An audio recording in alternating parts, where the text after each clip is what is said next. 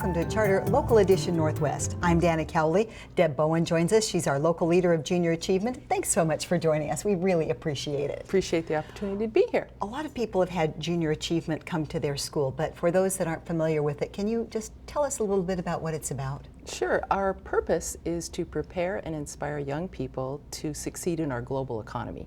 We really have three areas of focus. We have entrepreneurship, workforce readiness, and financial literacy. And really the way we accomplish this, and I know you know because you've been in our classroom, is to recruit volunteers to come into the classroom and teach kids about business and life. And we do that with some very interactive hands-on learning materials in grades kindergarten through high school. Well, when we first encountered it, I moved from the Tri-Cities about 5 years ago, and it wasn't available in Yakima at that time. And my kids went to Sunset View Elementary and came across it in second grade, and they built a donut shop and went out, and they were so just alive with the donuts. That was what they wanted to do. My kids were going to spend the rest of their life making donuts until they went out and actually got into breaking down the mechanics of how much it cost per donut to manufacture. So they felt they had their price set right for the donut, but then when they factored in their overhead costs, then it wasn't as profitable as they had hoped it would be. And so then they were thinking about what other things they could do in the food industry. And so, I mean, for kids in second grade, it was just fantastic. I was so happy for them to get that. Isn't that's what's amazing, because people will say to me, well, I understand high school, what you could do with high school kids, middle school, but what about elementary? I had one of my favorite JA experiences in the second grade. We come in and we roll out that big poster of the community. Yes. And the teacher had tipped me off that one of the students had told her that he absolutely wasn't going to learn to read. His dad couldn't read, and he was not going to learn to read. And it didn't matter what she seemed to say to him, he just wouldn't buy into that concept.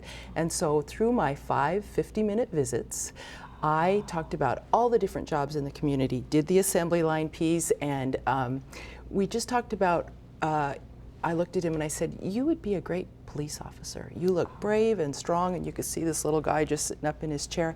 And through those role plays and through those discussions about reading, right at the end of my 5th visit, my last visit, I said, could somebody volunteer, raise your hand if you can show me a job in our community where you need to be able to read. And so luckily all the students raised their hand. By that time they were really into it. And so I picked on Junior. He came up and he's looking at this giant poster, and he's looking and he's looking. I'm looking at these great big brown eyes. He's just slowly going through every single job, and you can see the wheels turning. And he says to me, the aha moment. Yeah, he says, you have to be able to read to do every job in our community. And I said, really? Yes, really. So as much as his teacher had told him that, it took those activities and him coming to that conclusion to know that reading was really important. And it changed his outlook. It changed his willingness to learn how to read. So, you know, then you walk out of that and you say, in 1 hour of my life, I made an impact on a child that really could change his life, even in second grade. Junior achievement is just outstanding. And so I know you are growing and have an ambitious growth plan. So would you tell us more about that? We've been in operation here in the Tri-Cities for 25 years. We started out serving about 130 kids a year. We now serve nearly 10,000 per year, but never enough. The more you do, the more teachers hear about it, the more parents hear, the more requests we get. So we hope within the next 5 years to serve 60,000 students here in the Greater Tri-Cities and Walla Walla area. So everybody can really get access to it. Absolutely. And so we need lots of volunteers, lots of wonderful role models from our community to come in. And like I said, the commitment can be as few as 5 50-minute lessons. Well, and you brought your bag along so you can show, because I think sometimes when people think they volunteer, they think, how can I teach this? I can't go and inspire someone to read, or I can't teach someone, but you just make it easy. So yeah, it's really easy. This suitcase is everything that you get when you agree to teach a 5th grade program. This happens to be our 5th grade curriculum. It's STEM based, so it teaches kids about science, technology, engineering, math, how they can participate in our global economy through those wonderful career opportunities. Every single grade level, if you volunteer, you receive one of those suitcases. Really well thought out lesson plans, posters, stickers, workbooks. Each child gets a CD, there's technology involved. But again, it's not you going in and telling kids.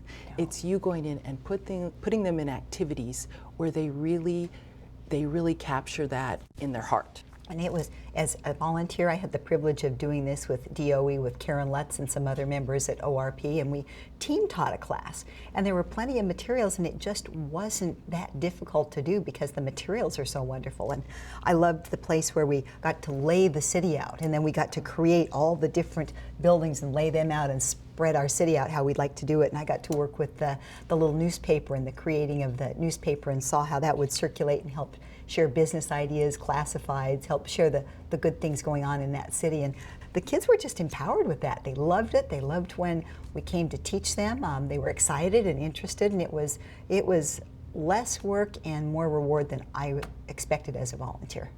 I'm glad to hear that, and that's the message we really want the viewers to hear, is that it's not that hard. And really, if they're kind of sitting on the fence, they're not sure if they can see themselves in the classroom making this happen, we invite them to come to training. It's about 2.5 hours, and they can just see more of the materials and learn more about how the whole process works, and at that point they can decide if they think it's something they'd like to do this year. And now what do they get in the training? What's that like for them? Well, we don't teach a lot about content because every kit is different. The materials are sequential. So our goal is that every child would get the program every single year because it all builds upon itself. But we teach them about process, how to manage a classroom, and what to do if a child isn't engaged. And they're fortunate, and they are happy to know that the teacher stays in the classroom the whole time. Mm-hmm. So if they get a question they're not sure how to answer, or a student they're not sure how to quite work with, the teacher's there to take that over. Yeah, the teachers have been very supportive in both the experiences that my girls had at Sunset View and then where I volunteered in Richland. The teachers were well aware of the program, worked with the volunteers, facilitated. Of course, we're there to participate and round up and also to offer any necessary discipline. So that just made it just golden for the volunteers. They could come in and make their contributions and didn't have to feel like they'd have the total responsibility for the class. So.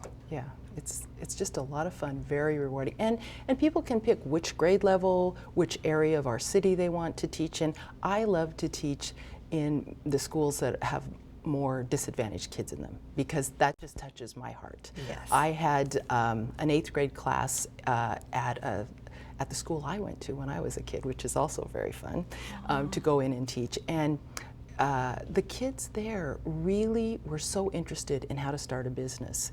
I know in some of the more affluent middle schools, when summer is coming close, they're kind of thinking about baseball camp and a cool vacation and all that. Mm-hmm. These kids, they wanted to know how to make money so that when they went to high school in the fall, they had the right clothes and the right shoes to fit in.